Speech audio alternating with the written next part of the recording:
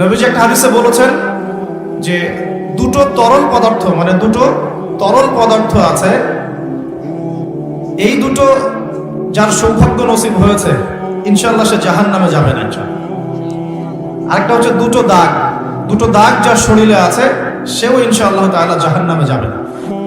এক নাম্বার দুটো তরল কি? একটা হচ্ছে গায়ের রক্ত। যে ব্যক্তি আল্লাহ পাকের দ্বীনের জন্য রক্ত দিয়েছে, আল্লাহ পাকের দ্বীনের জন্য, দুনিয়ার জন্য না, আল্লাহর দ্বীন প্রতিষ্ঠার জন্য যে সংগ্রাম করেছে, রক্ত ঝরেছে, এই যে রক্তের ফোঁটা মাটিতে পড়ার আগেই তার সমস্ত গুনাহ মাফ করে দেওয়া। যেমন উহুদের যুদ্ধে সাহাবীরা যুদ্ধ করেছেন না, বদরের যুদ্ধে সাহাবীরা যুদ্ধ করেছেন না, তাদের রক্তের ফোঁটা মাটিতে পড়ার আগেই সমস্ত গুনাহ আল্লাহ মাফ করে দিয়েছে।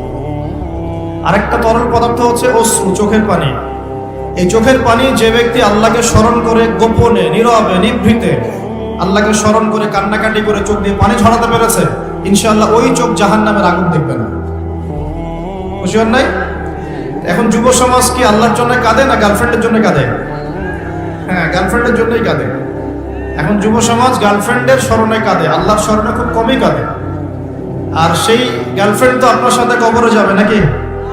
যাবে?